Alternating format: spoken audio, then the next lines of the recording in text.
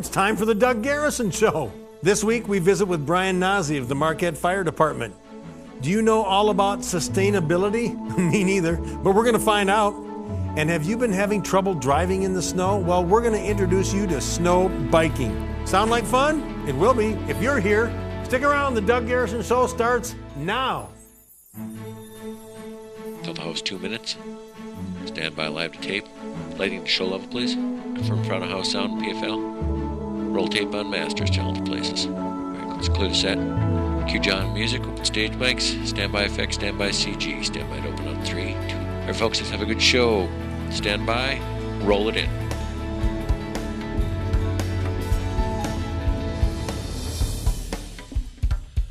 Well, thank you for joining us tonight. I hope you've had a good week since we last saw you. I know that I did. Last weekend, of course, was Sled Dog Weekend. That's always one of the fun times in Marquette County and actually across to Alger County. A good time was had by all. I know myself and my wife and my sister-in-law took the Mush Bus, hosted by Marquette Mayor Johnny DePietro, and went out and checked out the dogs in Munising, and then went out and saw them at their rest point in Grand Marais. Nice to see different people around the Central Upper Peninsula enjoying that race. Now, of course, there was a tragedy, an accident where we lost one of the dogs. And I saw a lot of comments about that, and certainly a lot of emotions about an accident like that. I guess the only thing I can say to you is if it's something that you have a problem with, then what you need to do is volunteer for that sled dog race and say, I want to go out there and be a crossing guard and help make sure that never happens again. I guarantee you wouldn't regret it. My family and I used to serve as crossing guards. It's a great experience, a lot of fun, and there's nothing more rewarding than helping make sure that the dogs and the teams and the drivers are safe through that race. And then, don't wait till next year to volunteer. Go to their website and volunteer right now. Put your name on their list while you're thinking about it. Make sure you're a part of the UP 200 next year. Like I say, that's a great way to serve that race. Well, tonight's show we're going to talk about some survival issues. We're going to talk about sustainability and conservation, and we're going to talk about how to get around in the snow, and we're going to talk about fire safety. A lot of important stuff. Stick around. We'll be right back.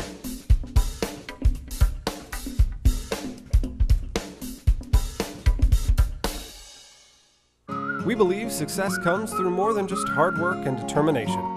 It's about the belief that you get out of life whatever you put into it. This is why the Gilbert Dairy strives to provide you with the highest quality dairy products possible. And with 70 farms located throughout the Upper Peninsula, Gilbert is more than just a name, it's a lifestyle. So from our family to yours and throughout the communities of the Upper Peninsula, we'd like to thank you for your loyalty and support. Gilbert Dairy is helping the UP grow 1 gallon at a time. At Bell, we understand how important your family's health is. After all, we have families too. We know that sometimes it takes more than a kiss from Mom or her chicken soup to make you all better. Bell Medical's family physicians treat you as if you were part of our family. Our families treating your family. Family practice.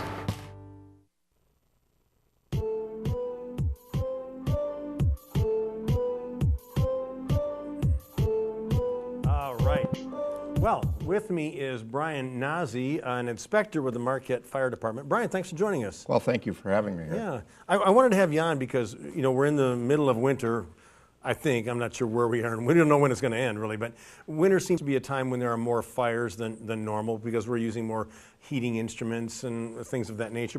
But you have a program you want to talk about first, and it's called Ordinance 521. Tell us a little bit about that. Well, it's the Marquette City Rental Program, and back in 2005, it was started in the city because 72% of our structure fires were coming from rental units. And we realized that we needed to do something about that. So the chief and the city fathers got together and came up with a program to help the landlords and the tenants become fire aware, be aware of how they can make their surroundings in which they live Yeah. a lot safer. Sure, I would think that'd be very, landlords in particular would welcome that, because obviously they don't want their structures burning down, their tenants being injured. Well, and you're absolutely right. But at first there was a little bit of a struggle getting everybody on board. Always They thought is. that, Sure. we were going to go in and write tickets because this didn't work, or they didn't have a fire extinguisher or smoke detector.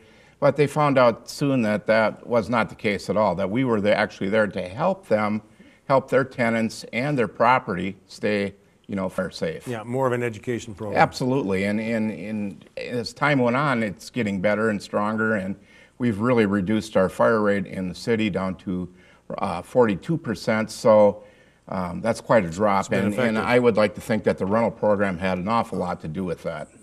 Absolutely. When you first saw that 72% figure, you probably weren't surprised, were you? No, because it was right around the average that they thought it would be, and as they started looking into it, they realized that we needed to do something. Yeah. We had to find a way to reduce the fire rate in the structure fires amongst the rental properties. Well, I've noticed over the years that the Marquette Fire Department has been very proactive in coming up with education programs, from the way you guys go into the schools and a program working with landlords and renters. So Yeah. That doesn't surprise me that you'd take that on. Oh, absolutely. And if you go to our website, at the city website, and you click on the fire department, you'll see a whole list of items that the fire department is involved in, as far as education, fire safety, learn not to burns, extinguisher demos, A to Z. We're in there showing the public what they can do to stay fire safe. Sure, you do more than just fight fires. Just briefly, I want to talk about some other general safety issues, but briefly regarding this ordinance, a couple of things that you look for when you talk to landlords or talk to renters about how to improve their safety in these rental properties. Well, I guess the first thing we're going to do is we're going to go in and we're going to make sure that there's smoke detectors. Yeah. Smoke detectors in your bedroom double your chance of getting out of the fire alive right off the bat. So we want to make sure that each bedroom has a smoke detector. There's a smoke detector on each floor, in the hallway to the bedrooms. One Are in the there basement. specific kind of smoke detectors we're supposed to have these days, or No, you anything can get works? a combo smoke detector. Just as long as it's a good working smoke detector. I recommend an alkaline battery. Change them when you change your clocks. Change There your you go, battery. yeah. That's coming up here soon, and we'll be promoting that again. But smoke detectors in your house. That's absolute. That's an obviously absolute. for helping prevent personal injury. What about one of the bigger things as far as preventing a fire in the first place? Well, I would say just using the proper extension cords, space heaters, candles, cooking utensils. You Don't plug 9 things into in one outlet. But isn't that a problem these days too? Because everything gets plugged in. Well, more of a problem.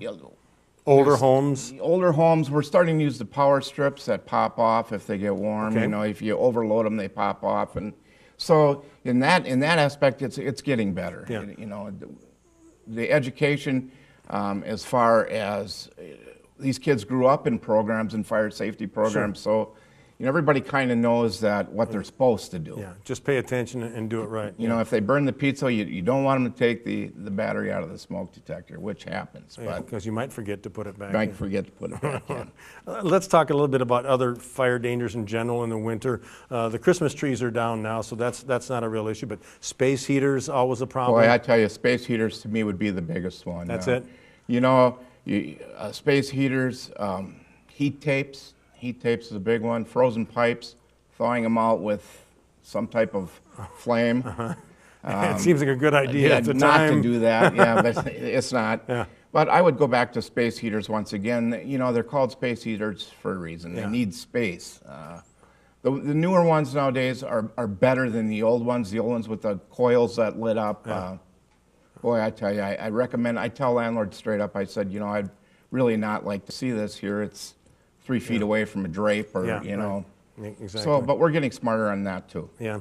Now, you guys, you come into homes and do some inspections. What kind of free services do you offer to people to help make their structure safer? Well, if you're thinking of buying a property in Marquette and you want to use it as a rental, you can call the fire department and we'll go and give you a complimentary inspection and kind of tell you what you're going to need before you can actually get tenants in here. Yeah, good. That'd be good. From a standpoint of a person who counts on you guys and your protection and service, what can we do? Is there anything we can do to make your jobs easier? Well, sure there is. Once, if you're, as a landlord, you can make sure the windows are working in there, make sure you have, your egresses aren't blocked. A real simple thing this time of year, especially after a day like today, make sure your fire hydrant is shoveled out, and we get there in the middle of the night if we have to. Hopefully we don't have to, but it's pretty hard to find a fire hydrant that's buried. Sure. So that's one thing. Yeah. Also make sure, just wherever you live, whether you own or rent, have operating fire extinguishers, know how to use them, know where they are, I would imagine. Well, we don't require that the landlords have them. No. There's special instructions that go along with them. Obviously, you should read the label, know how to use it. One of the things that we like to do is we have employee fire extinguisher demos for, let's say, for the hospital or businesses, and we actually light a fire in a barrel and show them how to use that. Not so much so in a rental area, because what I would rather see someone have the correct top for a pan next to a stove that they could put on it in case of a grease fire, instead of using some type of chemical to put it out. You don't want to have to get to that point where you need that extinguisher. No, and you always want to make sure where your egress is, how you get out of a place. And I think that's really important for anyone out there renting. You should always know 2 ways out. Make sure your windows are working. Absolutely. Good advice, and hopefully some of this can save somebody at some point in time. Brian, thank you very much. It's all important stuff. Visit the website, mqtcty.org. Check the fire department page. There's always good tips there for you. Maybe you might save yourself or someone else. Brian, thank you, Doug. Thank you so very much. much. Have a good winter. All right. Stick around when we come back. You know what's happening? You have to stick around to find out. All right. Thank you.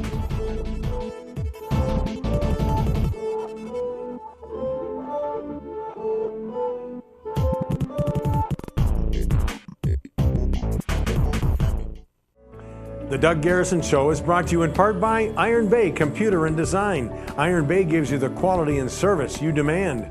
And by John's Auto, voted the Reader's Choice #1 source for a used vehicle in Marquette County 7 times. No fancy slogans, just a lot of satisfied customers at John's Auto, 1004 West Washington. There are no linen tablecloths, no fine china, and no extensive wine list. Yes, we do have great food.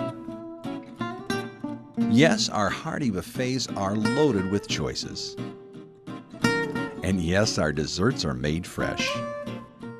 Oh, and one other thing, when the bill arrives, Yes.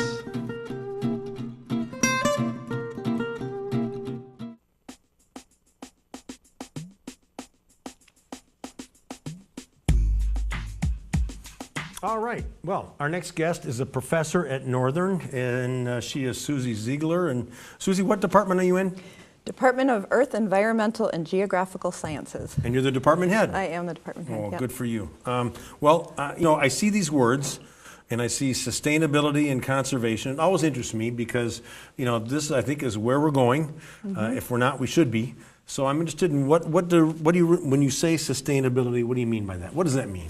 Sustainability can be applied in a lot of different contexts, and it's definitely a buzzword these days. Yeah. But it does mean thinking ahead toward the future and being able to have a habitable planet and have resources that we need for us and future generations. So kind of all-encompassing? Are you talking mostly about food sources, it can be food environment? sustainability, it can be urban sustainability, it can be really at all different levels. So it means different things to different people. Yeah. That's another aspect of it. But we have a major in our department, Environmental Studies and Sustainability, that is now 1.5 years old, very, very popular. We have now already 115 students majoring in that. Yeah. So it's definitely a popular area. It is very popular. I would think. Yep. And a lot depends, of course, its future depends a lot on what happens in Washington, D.C., I think, as far as how our elected officials kind of direct things, monetary assistance and importance and things like that. Right, that's true. It absolutely is true, but we also can focus on the local level, and so that's what we'll be focusing on, local sustainability. And one of the ways to have a sustainable community is to think about the issue of conservation. So okay, that's part of, they're tied together then. They are tied together, yeah. Well, we've been hearing about conservation for years. Is there anything new in there that we need to know, or is it just something we need to focus on a little bit more than we have? It's probably something we need to keep revisiting, and conservation dates back many decades, the different ideas of conserving resources. It was probably bigger back then, wasn't it? It may have been bigger back then. Are we the throwaway society? Yeah, you could say that, but in some ways it's more important now perhaps than ever. So it's something that we are trying to focus on in our classrooms, but also as part of a community conversation. Sure. So. World population, there's a lot of people in the world now, but I'm not sure if it's growing a lot. The population in the United States has kind of leveled off, but I think in the world it still continues to grow. Is that an important issue when talking about sustainability and conservation? Or can that be dealt with?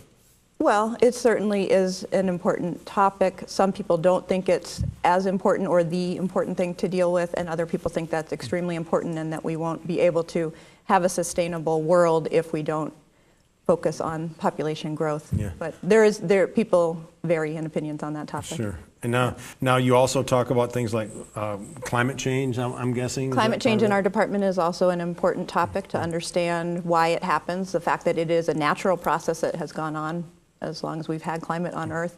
But there are also ways in which people can influence climate, and not everyone wants to hear that necessarily, but what we can do is present scientific evidence and in our science classes and see. I would think one of the challenges you have is just convincing people that this is important, because we can go live our daily lives and not worry about sustainability and conservation and still get to the next week, it seems like. Right. Yeah, and so that is one of the challenges. That's something that many of the students in our department are already aware of sustainability issues, and you don't find that everywhere necessarily, not on all college campuses. Good. So that is something, I think it's growing in awareness, and I think it's a generational thing too. I hear students saying often, well, my parents just don't understand the importance of recycling, and That's so right. they are now educating the other Thank generations. You. Thanks for that. Now you've got a forum coming up tomorrow, in fact, on campus. Tell us about that. That's right. We have, it's a 2-day forum. The Friday event is first a screening of an Emmy Award-winning documentary on Aldo Leopold, who is often called the father of conservation. His ideas evolved in the early to mid 1900s, and in some ways you might say, well, that's a thing of the past, but we feel like it's very important to revisit the ideas that he had, which then lead into the word sustainability was not important or didn't exist at that time, but the way that he thought of the environment and the relationship between people and the environment was important then when he was writing, but it's also important today. So that's something that we'll start with that documentary film, and then we'll open it up to a panel discussion with the community. Now this is on campus at the Meade Auditorium. Correct. Which is part of the new science building on campus. Explain that. Is that what it's actually attached to the older science building, Okay. West Science. Okay. Yeah, West All right. Science. Right near the atrium, we'll start with a breakfast at 8:30, and Okay. then the screening of the film will begin at 9. Then it's about 75 minutes. Take a quick break, coffee break, and then we'll have the panel discussion until noon. Okay, and everybody's invited. Everyone's invited. We really hope that the community will turn out for this. We've invited people from across the UP to attend. You're probably charging a lot, though. It's free. It's free. It's free. It's free and open to the public. We have wonderful sponsors, Academic Affairs, College of Arts and Sciences, several different departments that have chipped in. So we're able to, with their help, be able to put this on for the community and welcome everyone to attend. Great. You know what? If you think this is an important issue, then attend this forum, and you'll. And if you don't think it's important, and if you come don't think it's anyway, important, because then then you'll you learn why it is. might. Exactly. I was gonna say that, Susie. Sorry. But you are the department head, so that's good. At least I was on the right track. I feel good about that. Okay, a public forum tomorrow at Northern on campus by the West Science Building. Be there at 8:30. Take you till noon, and you'll learn a lot of neat things You from can come and go if you Susie. can't be there for the whole time. There you go. Okay, sounds good. Susie, thank you so much for joining us. Thank you very much Glad for that having people me on like the you show. are keeping track of this stuff for people like us who probably should be followers and taking a cue from what you're doing. We appreciate it. Thank you. All right. Yep, thank hope you can join us. Okay, when we come back, something along these lines, snow biking. Some kind of sustainability there. So stick around. We'll be right back.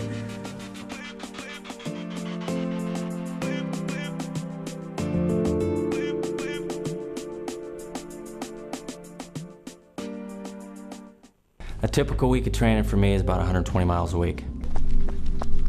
In 2010, I had a meniscus tear after the Twin Cities Marathon. And so when I had my injury, I didn't have a second thought of where to go. I knew Advanced Center for Orthopedics, the doctors there, a lot of them are affiliated with sports. I knew that I was in the right hands. Advanced Center for Orthopedics got me back to my passion, and I recommend them highly. So, can anybody become a member at the Marquette Community Federal Credit Union? That's unbelievable! Can I get a home equity loan here? You sure can, and a car loan too. Can I refinance my mortgage here? You bet, and we do car loans too. You're kidding me! No, it's true. Hey, can I get a car loan here too? Thanks, Monty. That was easy. Stop in and see Mickey or Loretta at our Marquette location or visit Dan at our Harvey location. Marquette Community Federal Credit Union, home of the same-day car loans.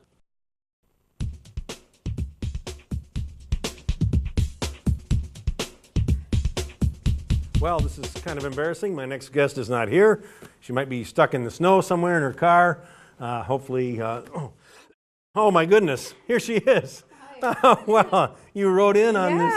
Oh my goodness, this is Brenda Salisbury, Hello. A physical therapist with UP Rehab Services and MGH Therapies. Thanks for joining me. Thank you for having me today. I was afraid you were stuck in the snow somewhere, but my goodness, you come riding in, and there's big tires on this. What is this? This is called a snow bike, or sometimes it's called a fat bike because of the fat tires. Yeah, I like snow bike better.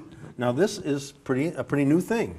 Yeah, it's relatively new. You know, it's been around for a while, and people have been taking their own bikes and putting on large tires and tires with putting screws in to ride on the snow, but it's really taken off the last couple years. Yeah, and I would think that the UP of Michigan would be a good place for it to take off. It is an excellent place. You need snow for a snow bike. You do. Yeah. Now, obviously, looking at this bike, the major difference is the big tires. Yes, that's one of the huge, the big tires. And the big tires, these are about 4 inches wide, and they actually run at a much lower pressure per square inch than a regular one. These usually are between about, we ride anywhere between 3 to 12 psi, and regular bikes ride anywhere between 30 to 100. So it's a lot of flotation in the tires. I can see they're a lot softer. Yes. Now, riding in snow, is it a lot? Is it doable? Obviously, it must be. Yeah, it is. You can ride depending on the tire. You can ride in anything from soft snow to really hard packed snow. It's a little bit easier when the snow is more packed. And there are trails that they groom around here now specifically for that. The handling is a little but different than a regular mountain bike, but once you get the feel of it, it's kind of similar. A little bit more slippery at times. Are people using these for their vehicle, or is it more recreational, or what's I think the deal? both. I think you see people in town doing them, commuting with them, just like you see a lot of other bikes that have gotten more popular, and then also people using them to go out and ride like they do a regular mountain bike. And you can ride them on regular trails. You see a lot of them now, even in the summertime. Well, that was my next question. Is it multi-use, multi-season? It's not just for snow? Not just for snow. And in fact, I rode mine a lot early this year when there wasn't much snow and the trails were ice-packed. It's really fun to ride on the beach, like a frozen beach or in the snow. You can ride it anywhere. The one thing is because of the big tire, it does kick up a lot of debris on you. If there isn't snow, you get that, all the wet and stuff on your back. Sure. Now, you're being a physical therapist. This must be something that you say, hey, get on a bike, right? There's a lot of things good about that, aren't there? Sure. Just being active is very good. I actually got my bike this fall. I had foot surgery, and I'm an avid skier in the wintertime, and I couldn't ski. So that's why I got my snow bike. So being a therapist, too, just changing the activity that I like to do when I couldn't get around with my foot. Absolutely. Now, cost of these items, a little pricey? Well, I think like anything, it runs. You get what you pay for? Well, you can spend all the money you want to on it. Yeah, sure. But on the whole, they're relatively pricey, but they'll last forever. The frame. I was is going to say steel. it looks very durable. Yeah, they're made very durable. The frame is steel, which is much heavier. This weighs about 32 pounds, which a lighter mountain bike would weigh a little bit less. But they last a long time. But you can spend. You could spend a lot, you could spend the minimum. Sure.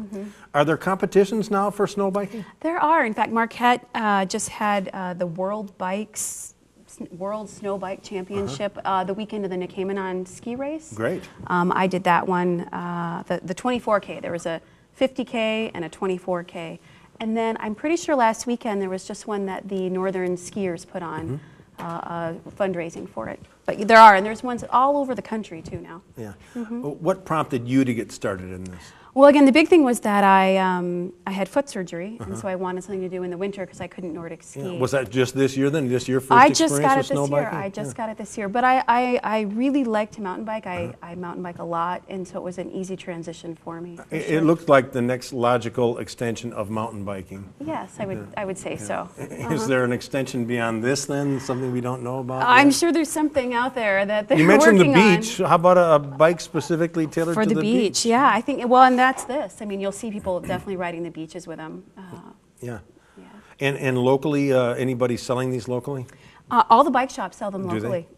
I'm trying to think of all the ones in Marquette. I think I was in too. Downwind. I think I saw some in Downwind. Yes, they sell them. I know that this is from Quick Stop. Lakeshore sells them. Sports Rack sells them. Some of the stores even demo them now, so that you can go and rent one for the day and give it a try. The thing is to make sure that you have the right equipment. You need to have very warm shoes, and gloves, because that gets cold. I ride alone, and so I always ride with a pack with a survival blanket and warmer clothes in case something did happen, like the bike did break down. And we wanted to mention, you weren't wearing a helmet when you came. I wasn't. Always a helmet, yes. Always, even in the winter, even because in of the the winter, trees. You know, wear a you're in helmet. those trees. Yeah. Well, I think this is really cool, Brenda. I want to sit on this for a second. Try it. This is a little smaller than. see how it this fits. is a 14-inch, so it's made for somebody who's short like me. But well, I think it kind of fits. yeah, here I can even hold it for you. So you can, that's all right. Yeah. I like that. You look good on that. Yeah, thanks. It takes a lot. Well, Brenda, thanks for writing in today. Thank you for having me. I think this is a really cool thing, and it's not just for, it's multi-purpose, physical therapy, recreation, getting yourself to and from work, classes for students. Oh, definitely, because you could ride it. Rides No really easy excuses anymore. Yep, exactly. You can get there. All right. Yeah. Hey, Brenda Thank you. Salisbury Very nice from meeting you. UP Rehab Services, MGH Therapies, and snow biking, something for you to do yet this winter. We might still have some of it left. Stick around. I'll be back with some final thoughts right after this.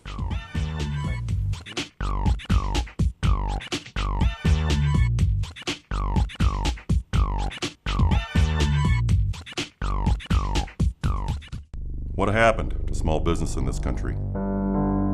Corporate America came along and brainwashed us into thinking big business was best. Their greed put a lot of small artisans out of work, and along the way, personal service was trampled on. Attention to detail, customer satisfaction, gone. It's not too late for a consumer to expect more.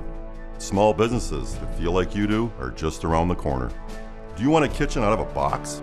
Or a kitchen that was designed by neighbors that craft their reputation, one kitchen, one cabinet at a time? Craftsmen who still do it the American way, who take pride in a job well done. Schwalbach Kitchens has been installing American-made cabinets into homes since 1978. Kitchens with a hard-working American personality. We have the know-how to take your vision from paper and turn it into a beautiful living space. Reinvigorate your expectations with a visit to the Schwalbach Showroom on North 3rd Street, Marquette.